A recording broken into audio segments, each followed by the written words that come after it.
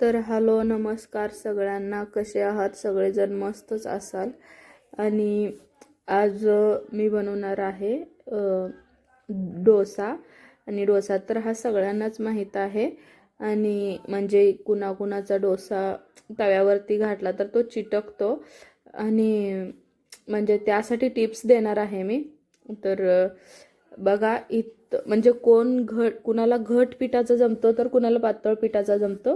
तर मी इथं पहिल्यांदा दाखवलेलं आहे.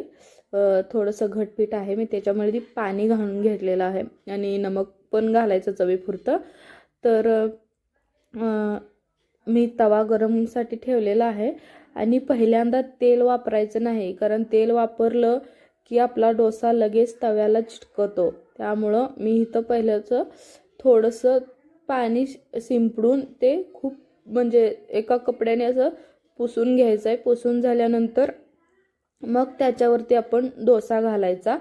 म्हणजे जेणेकरून काय होईल की आपला डोसा खाली चिटकणार नाही.